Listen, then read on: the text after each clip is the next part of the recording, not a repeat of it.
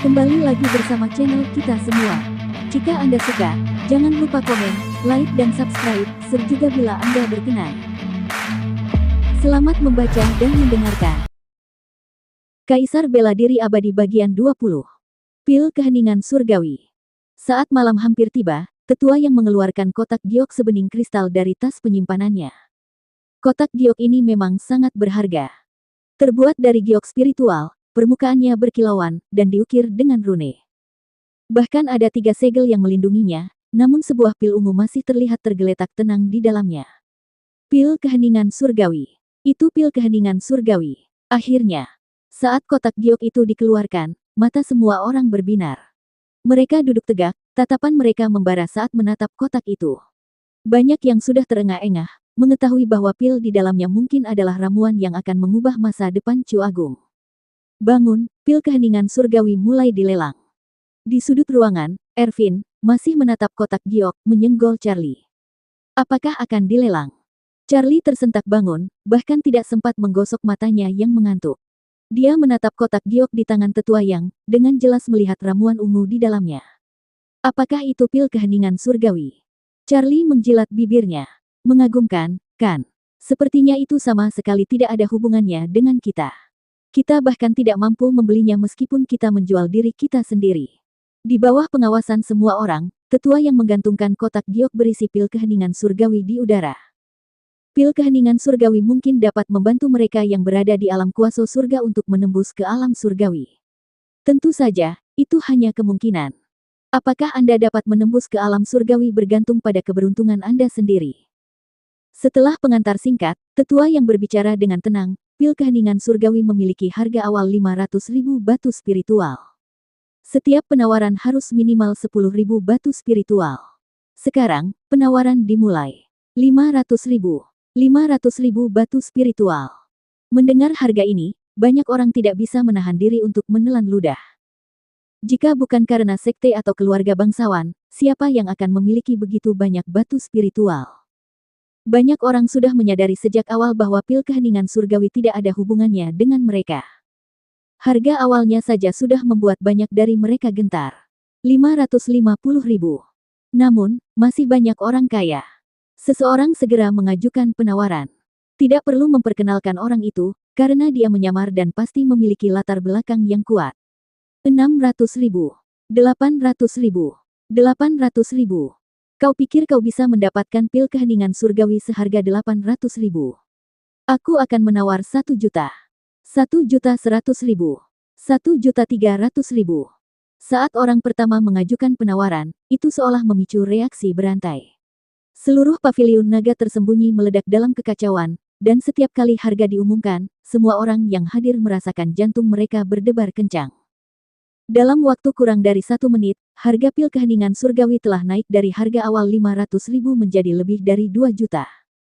2 juta batu spiritual bisa menumpuk menjadi gunung kecil, kata seseorang, melirik ke atas seolah-olah mereka sudah bisa membayangkan gunung batu spiritual itu. Tanpa 8 juta batu spiritual, kau tidak akan bisa membeli pil keheningan surgawi ini, gumam Charlie di sudut ruangan. Meskipun para penawar semuanya menyamar, ia merasa bahwa tokoh-tokoh kuat dari keluarga dan sekte besar belum ikut serta dalam penawaran.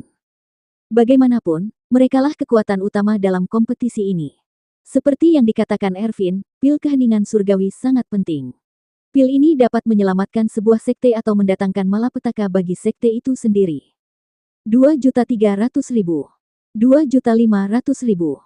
Di bawah, penawaran untuk pil keheningan surgawi tetap sengit, harganya meroket. Setelah beberapa putaran penawaran, sebagian besar orang pulang dengan tangan kosong. 1 juta batu spiritual yang mereka banggakan jauh dari cukup dalam lelang ini. Dengan kata lain, penawaran sebenarnya untuk pil keheningan surgawi baru saja dimulai. 5 juta. Benar saja, sebuah kekuatan kuat di balik bayangan dengan arogan menaikkan tawaran menjadi 5 juta, tetapi penawaran yang sudah sengit itu langsung menjadi hening. Kekuatan kuat di balik bayangan itu tampaknya melihat segala sesuatunya dengan sangat jelas. Nilai pil keheningan surgawi terlalu besar untuk dimenangkan dengan 3 atau 4 juta batu spiritual, jadi mereka langsung mempercepat pertempuran terakhir. Adapun kekuatan mana yang akan bergerak, itu masih belum diketahui. 5 juta. Itu 5 juta. Ervin, meraih lengan Charlie, sangat gembira hingga ingin terbang ke langit. Mungkin keluarga Xiongmu yang akan mengajukan penawaran. Saat dia berbicara, tangan Charlie tanpa sadar mendarat di kaki Ervin, mencengkeram sepotong lemak, lalu memelintirnya dengan keras. Mungkin Ervin terlalu bersemangat, karena dia sepertinya tidak merasakan sakit. Harga astronomis 5 juta telah mengalahkan hampir semua orang. Yang terjadi selanjutnya adalah acara utama dari persaingan sengit tersebut. 5.500.000. Penawar lain menaikkan harga. 6 juta. 6.500.000. Seperti yang dikatakan Charlie, akan sulit untuk mendapatkan pil keheningan surgawi tanpa 8 juta batu spiritual. Harganya telah naik menjadi 6.500.000, jelas melebihi kemampuan finansial keluarga-keluarga besar. Tanpa perlu bertanya pun, jelas bahwa sebagian besar keluarga besar sudah menyerah. Yah, keluarga Xiongku tidak punya peluang. Ervin menundukkan kepalanya. 6.500.000, keluarga Xiongmu seharusnya mampu membelinya, Charlie tak kuasa menoleh. Tentu saja kami mampu membelinya, kata Ervin tanpa ragu. Tapi itu berarti kekayaan keluarga Xiong akan hampir habis sepenuhnya. Meskipun pil keheningan surgawi sangat berharga, kami harus bertindak sesuai kemampuan kita. Bahkan jika kami memenangkan lelang, kami mungkin tidak dapat membawanya kembali dengan selamat. Dan bahkan jika kami berhasil, leluhur kami mungkin masih kesulitan untuk menembus alam surgawi. Bukankah Pak Tua yang mengatakan bahwa pil keheningan surgawi tidak dijamin akan membantu orang menembus? Apakah mereka dapat menerobos? Sama sekali tidak diketahui, itu bergantung pada takdir. Ervin menggelengkan kepalanya tanpa daya. Bangkrut demi satu pil seperti itu adalah pertaruhan besar. Keluarga Xiong tidak mampu menanggungnya. Memang, Charlie merenung. Seseorang tidak tahu nilai uang sampai ia memegang kendali. Pertimbangan ayah Ervin cukup matang. Mereka tidak mampu menanggung pertaruhan ini. Jika mereka kalah, konsekuensinya akan tak terbayangkan. 7 juta. Penawaran untuk pil keheningan surgawi tidak berhenti. Sekte-sekte tampaknya telah bergabung, termasuk 3 sekte dan Aula Haus Darah. 7.500.000. 8 juta. Namun harga pil keheningan surgawi jelas masih terus naik, bahkan lebih tinggi dari yang Charlie perkirakan. Saat lelang mendekati akhir, harga pil keheningan surgawi telah melonjak hingga hampir 10 juta batu spiritual. 9.500.000, ada yang menawar lagi. Di paviliun naga tersembunyi, setelah lama terdiam, tetua yang akhirnya melirik kerumunan di bawah. Matanya tajam, seolah mampu melihat menembus tingkatan orang. Dia mengabaikan para kultivator sesat dan berhenti sejenak pada beberapa individu. 10 juta. Tak lama kemudian, sebuah suara datang dari sudut, menyebabkan Charlie dan Ervin menoleh. Orang yang meneriakkan harga itu adalah lelaki tua berambut hitam yang duduk di sebelah mereka. Demikian pula, semua orang di aula mengalihkan pandangan mereka. Berani menawar 10 juta bukanlah sesuatu yang bisa dimiliki oleh kultivator sesat atau keluarga bangsawan. Selain Aula Haus Darah dan 3 sekte, siapa yang berani menawar 10 juta? Aula 1 dan 3 sekte, dia termasuk faksi mana? Charlie melirik lelaki tua berambut hitam itu. Dengan pengetahuannya yang terbatas, ia tentu saja tidak dapat mengetahui asal-usul pria itu.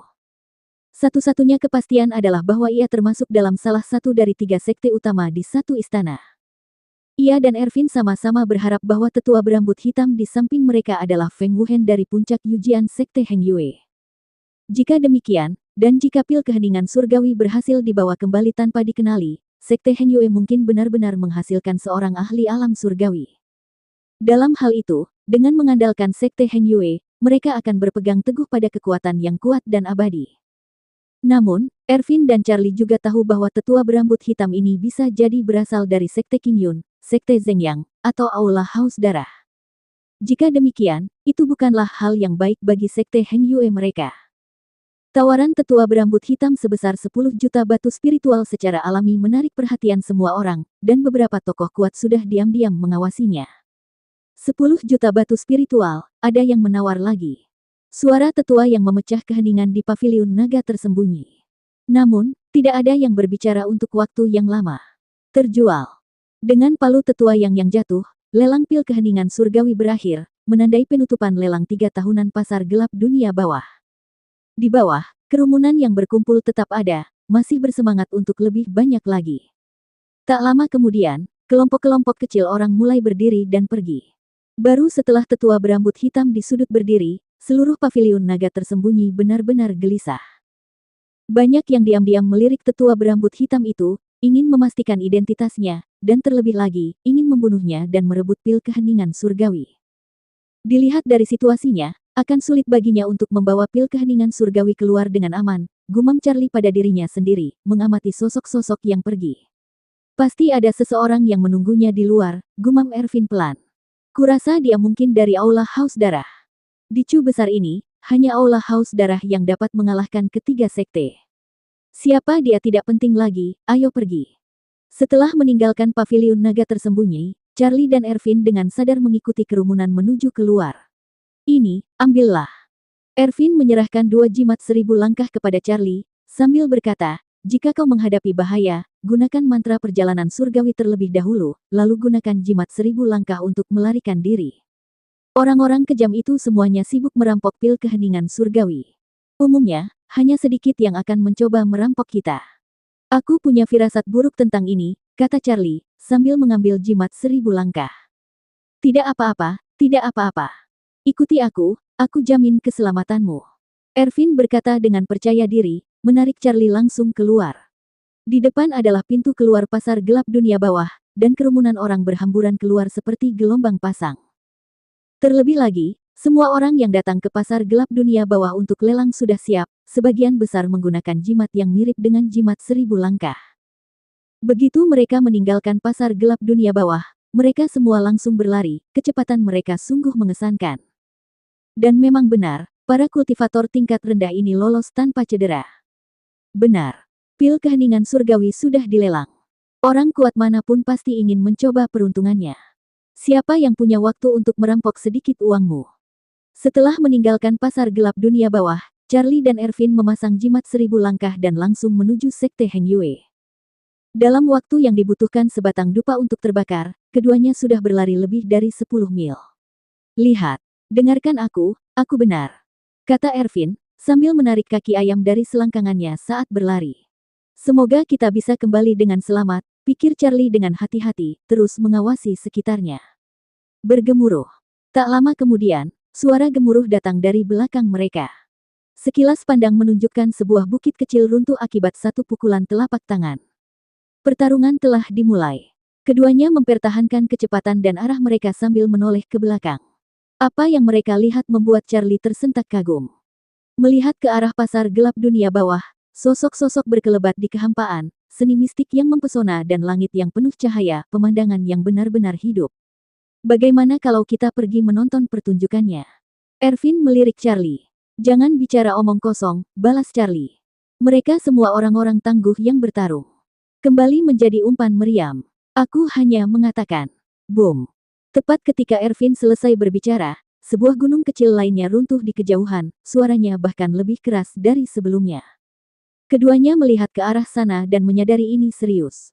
Sekelompok prajurit kejam terlibat dalam pertempuran sengit di kehampaan, dan saat mereka bertarung, mereka mulai mendekati mereka. Ada cukup banyak dari mereka, dan saat mereka bertarung, guntur menggelegar di kehampaan, gunung-gunung runtuh, dan darah berceceran, menyelimuti cahaya bulan yang terang dengan warna merah darah. Tepat seperti yang kutakutkan, teriak Ervin, melemparkan kaki ayam dan meningkatkan kecepatannya secara dramatis. Charlie tidak tertinggal. Meskipun jimat 1000 langkah itu cepat, kelompok prajurit kejam yang bertarung di belakang mereka berada di alam kehampaan, lebih dari 10 kali lebih cepat dari mereka. Jika seseorang benar-benar menargetkan mereka, itu akan benar-benar tidak masuk akal. Benar saja, dalam sekejap mata, pelangi ilahi melesat melintasi langit, tubuhnya berlumuran darah, menunjukkan luka serius. Lari. Melihat ini, Charlie dan Ervin bergegas pergi, melarikan diri dengan panik. Kau pikir kau mau pergi kemana? Teriakan dingin datang dari belakang, dan lebih dari selusin sosok mengejar. Pemimpinnya, yang memegang pedang pembunuh berwarna ungu, melepaskan pancaran pedang, membelah pria sebelumnya menjadi 2. Darah menodai langit berbintang, tetapi sebuah tas penyimpanan melayang turun dari kehampaan, yang diambil pria itu. Apa, masih ingin menyimpan semuanya untuk dirimu sendiri? Tawa dingin terdengar. Setelah membunuh pria itu, dia langsung menjadi target serangan. Senjata spiritual dan teknik mendalam yang tak terhitung jumlahnya membanjiri langit, langsung menelan pria itu. Raungan histeris meletus. Meskipun kuat, dia tidak mampu menahan serangan terus-menerus dari lebih dari selusin kultivator alam kehampaan. Boom! Tanah itu seketika hancur menjadi puing-puing dengan suara gemuruh yang memekakkan telinga. Charlie dan Ervin, terjebak dalam kekacauan pertempuran, terlempar ke belakang. Ervin jatuh ke arah timur, tubuhnya yang besar menghancurkan lebih dari selusin pohon besar sebelum jatuh dengan keras ke tanah. Nasib Charlie bahkan lebih buruk. Tubuhnya yang terbang menghancurkan sebuah batu besar, hampir membunuhnya seketika. Puff! Tepat saat ia berusaha berdiri, Charlie batuk mengeluarkan seteguk darah. Pertempuran itu kacau, penglihatannya kabur, atau mungkin jaraknya terlalu jauh. Ia tidak lagi bisa melihat Ervin. Sialan, ia mengumpat pelan, tersandung dan bersembunyi di balik batu besar, wajahnya pucat saat ia menatap kehampaan. Di kehampaan itu, sekitar selusin kultivator alam kehampaan terlibat dalam pertempuran sengit memperebutkan sebuah tas penyimpanan. Terlebih lagi, mungkin harta karun di dalam tas itu terlalu luar biasa, sinar ilahi berterbangan dari segala arah, bergabung dalam pertempuran tanpa ragu-ragu, meningkatkan pertempuran hingga mencapai tingkat yang mengguncang bumi. Sungguh sekumpulan binatang buas. Charlie kembali batuk darah, tetapi tidak berani menunjukkan wajahnya, sambil dengan cepat menyembuhkan lukanya. Puff! Dua semburan darah lagi muncul di kehampaan.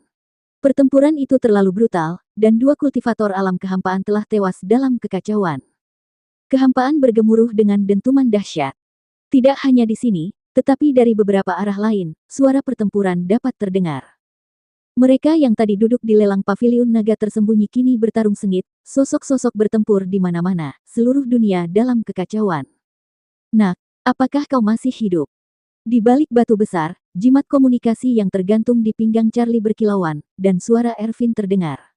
Mendengar suara Ervin, Charlie menghela napas lega. Fakta bahwa dia sempat mengirim pesan membuktikan bahwa Ervin masih hidup. Sialan, kau hampir membunuhku. Charlie mengumpat pada jimat komunikasi itu. Itu kecelakaan, semuanya kecelakaan. Melalui jimat transmisi, Ervin terbatuk kering. Cepatlah pergi dari sini. Tempat ini tidak aman untuk berlama-lama. Kau pergi ke barat, aku ke timur. Kita akan bertemu di Sekte Heng Yue. Hati-hati. Kau juga.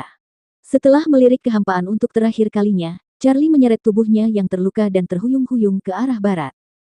Dia memasang jimat 1000 langkah kedua di kakinya, dan kecepatannya tiba-tiba meningkat. Namun, sepertinya langit tidak berpihak padanya. Dia baru berlari 3 atau 5 mil ketika suara mendengung datang dari kehampaan. Melihat ke kejauhan, itu adalah lempengan Bagua, jelas senjata ampuh dari sebuah sekte. Seluruh tubuhnya memancarkan cahaya ilahi yang menyilaukan, dan tekanannya yang kuat meliputi wilayah langit dan bumi. Charlie, yang baru saja menggunakan jimat 1000 langkah, terpaksa berhenti. Aku sudah terlalu jauh. Charlie tiba-tiba berdiri dan terhuyung-huyung memasuki pegunungan. Boom! Begitu dia masuk, suara gemuruh datang dari kehampaan, dan tubuh berlumuran darah terhuyung-huyung di udara. Itu lelaki tua berambut hitam yang merebut pil keheningan surgawi. Charlie langsung mengenali pria itu, dan ekspresinya menjadi sangat serius. Lelaki tua berambut hitam itu telah merebut pil keheningan surgawi, yang berarti dia menjadi target banyak tokoh kuat. Ini bukan kabar baik. Itu berarti pegunungan ini akan segera menjadi medan perang bagi banyak individu kuat. Benar saja, begitu lelaki tua berambut hitam itu terbang ke langit di atas seluruh pegunungan, pelangi ilahi yang tak terhitung jumlahnya mengikutinya. Bunuh. Raungan dari timur, raungan binatang spiritual mengikutinya, dan lebih dari selusin orang yang menunggangi binatang spiritual tiba. Dentang. Dentingan dari barat, pedang terbang menembus kehampaan, masing-masing membawa sosok, target mereka jelas lelaki tua berambut hitam itu. Boom! Dentuman dari selatan, awan bergolak, dan raungan yang memekakkan telinga mengguncang langit, seolah-olah 1000 pasukan sedang menyerbu, niat membunuh mereka mencapai langit. Berdengung.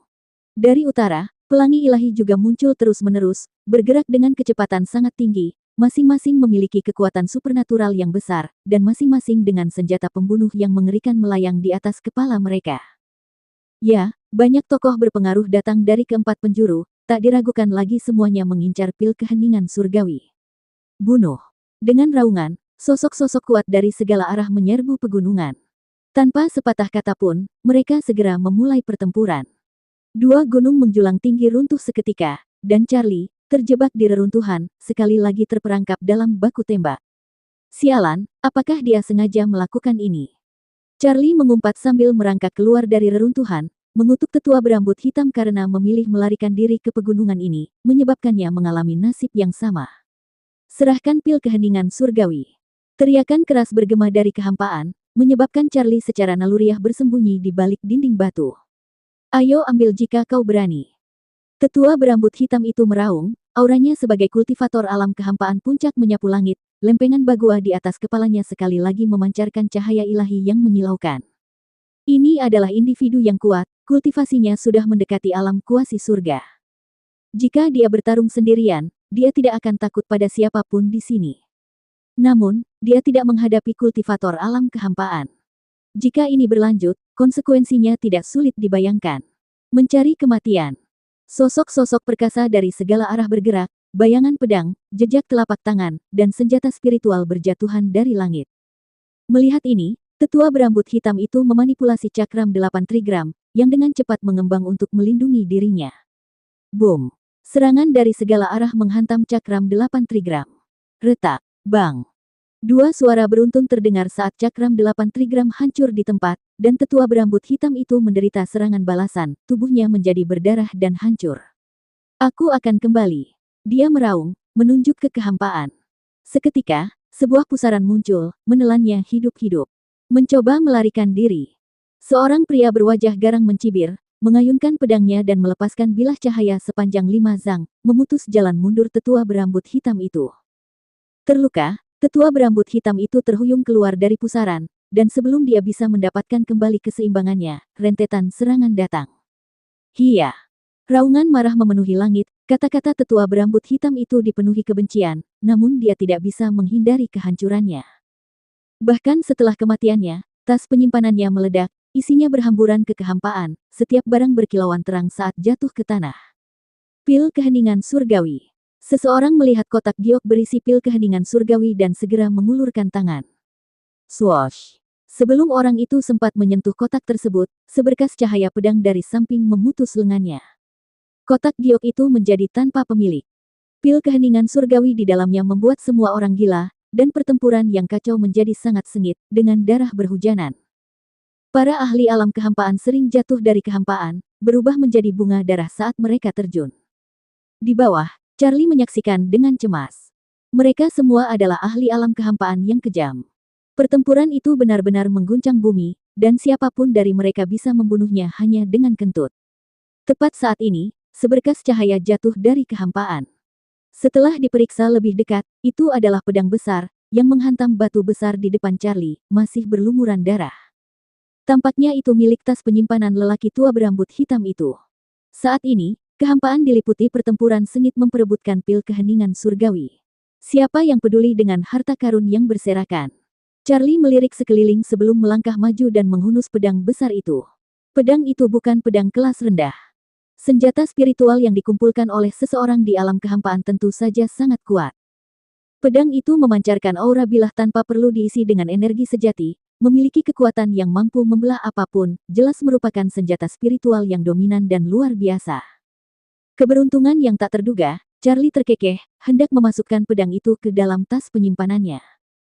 Namun, pada saat ini, ia melihat sebuah mutiara spiritual, seukuran kuku jari orang dewasa, tertanam di pedang itu.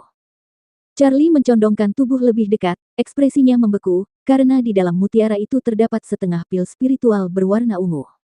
Meskipun tersegel di dalam, ia masih bisa samar-samar mencium aroma pil tersebut. Pil keheningan surgawi, gumamnya secara naluriah, napasnya tiba-tiba menjadi cepat. Ia telah melihat pil keheningan surgawi di paviliun naga tersembunyi dan langsung mengenalinya. Pada saat ini, ia sepertinya memahami sesuatu. Itu karena tetua berambut hitam telah membagi pil keheningan surgawi menjadi 2, menyegel setengahnya ke dalam mutiara spiritual dan menanamkannya di pedang besar. Adapun setengah lainnya, mungkin hanya tetua berambut hitam yang tahu, atau mungkin sudah dibawa pergi dengan aman oleh kaki tangannya. Charlie tidak bisa tidak mengagumi kehati-hatian tetua berambut hitam. Namun, dia tidak pernah menyangka bahwa dia masih akan menjadi sasaran, yang menyebabkan dia terpojok di sini dan mati di kehampaan. Setengah dari pil keheningan surgawi ada di sini. Apakah mereka menyimpan setengah lainnya di dalam kotak giok yang mereka curi? Charlie berbisik, melirik ke arah kehampaan. Banyak sekali tokoh-tokoh kuat yang masih terlibat dalam pertempuran berdarah memperebutkan kotak giok, darah berjatuhan seperti hujan. Sesekali, para ahli alam kehampaan berjatuhan dari langit. Pemandangan mengerikan dan gambaran merah darah itu membuat wajah Charlie kembali pucat. Dengan tergesa-gesa menyarungkan pedang besarnya, Charlie terhuyung-huyung menuju tepi gunung. Mendapatkan setengah pil keheningan surgawi sudah merupakan berkah dari surga. Dia tidak memiliki ambisi untuk memperebutkan setengahnya lagi. Kepergiannya tidak menarik perhatian banyak tokoh kuat itu. Seorang kultivator alam kondensasi Ki hanyalah seekor semut di mata mereka. Tujuan mereka adalah pil keheningan surgawi. Bahkan jika Charlie memiliki harta karun langka, mereka tidak akan repot-repot mencurinya. Melarikan diri dari gunung, Charlie buru-buru mengeluarkan mantra perjalanan surgawi, menempelkannya ke tubuhnya, dan langsung melesat pergi. Raungan yang memekakkan telinga bergema dari seluruh pegunungan tak lama setelah dia pergi, puluhan gunung runtuh seketika. Kemudian, banyak sosok yang berantakan terbang keluar, semuanya tertutup debu dan kotoran. Sialan, bagaimana mungkin ada mantra petir 9 langit di dalam kotak giok itu? Kata seorang lelaki tua berlumuran darah dengan dingin. Kotak giok itu sama sekali tidak berisi pil keheningan surgawi. Seseorang yang jeli tampaknya telah melihat beberapa petunjuk. Kita telah ditipu. Pil keheningan surgawi yang asli mungkin sudah dikirim pergi. Kita bertarung sepanjang malam dan tidak menemukan apapun. Sekarang kita dalam masalah. Kita bahkan tidak tahu siapa yang memiliki pil keheningan surgawi. Mencarinya sekarang seperti mencari jarum di tumpukan jerami. Rencana yang sangat cerdik. Banyak tokoh kuat menggertakkan gigi mereka. Mereka tidak pernah menyangka bahwa lelaki tua berambut hitam itu akan menukar pil keheningan surgawi dengan mantra petir 9 surgawi yang bisa meledak. Apa? Setengah bagian pil keheningan surgawi lainnya hilang. Di bawah kegelapan malam, sebuah suara dingin terdengar di aula besar. Intelijen mengatakan bahwa tetua ketiga terjebak di pegunungan, tubuh dan jiwanya hancur, dan setengah bagian pil keheningan surgawi yang dia kawal juga telah menghilang. Sialan. Selidiki. Selidiki. Cari di seluruh Chu Agung. Temukan separuh pil keheningan surgawi itu. Aku akan membuat mereka tahu akibat dari memprovokasi aula haus darahku. Larut malam, Charlie menyeret tubuhnya yang babak belur ke dalam gua gunung. Dia segera mengeluarkan cairan spiritual, meminumnya, lalu mengaktifkan teknik pemurnian tubuh buas, memperbaiki tulang dan meridiannya yang patah. Dia duduk di sana selama sehari semalam. Larut malam kedua, saat dia menghembuskan napas udara keruh, dia membuka matanya. Saat ini, lukanya telah hilang, wajah pucatnya menjadi kemerahan, dan dia penuh energi, merasa sangat segar. Dia memutar tubuhnya yang agak kaku lalu mengeluarkan pedang besarnya.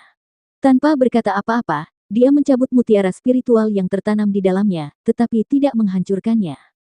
Mutiara spiritual ini digunakan untuk menyegel separuh pil keheningan surgawi. Jika dihancurkan, khasiat pil itu pasti akan hilang seiring waktu. Sungguh keberuntungan yang luar biasa. Mata Charlie berbinar saat ia menatap setengah pil keheningan surgawi yang tersegel di dalam mutiara spiritual, napasnya menjadi cepat. Pil keheningan surgawi, ini adalah pil keheningan surgawi yang asli. Dilelang, kekuatan-kekuatan besar bertarung habis-habisan untuk mendapatkannya, mendorong harganya hingga mencapai 10 juta yang mengejutkan. Setelah lelang, tokoh-tokoh kuat dari semua pihak bentrok memperebutkannya, mengakibatkan banyak kematian. Sekarang, memegang setengah pil keheningan surgawi di tangannya, Charlie merasakan perasaan tidak nyata. Dia tahu nilai pil keheningan surgawi berpotensi mengubah lanskap masa depan dinasti Chu Agung. Meskipun dia hanya memiliki setengah pil, itu sudah cukup untuk mengubah nasib banyak orang. Aku merasa setengah pil keheningan surgawi yang kupegang ini terkait dengan masa depan seluruh Chu Agung, gumam Charlie pelan, sambil mengelus dagunya. Tepat saat ini, sebuah suara datang dari luar gua, menyebabkannya buru-buru menyimpan pil keheningan surgawi dan mengintip keluar dari pintu masuk gua. Apa yang dilihatnya membuatnya mengerutkan kening. Jauh di luar gua, ia samar-samar dapat melihat sosok cantik, tangan kanannya mencengkeram bahu kirinya, terhuyung-huyung. Ia terluka parah, dan dilihat dari posturnya, ia sedang dikejar. Setelah diperiksa lebih dekat, wanita itu tak lain adalah Naisa dari Sekte Zhengyang. Bersambung ke bagian 21.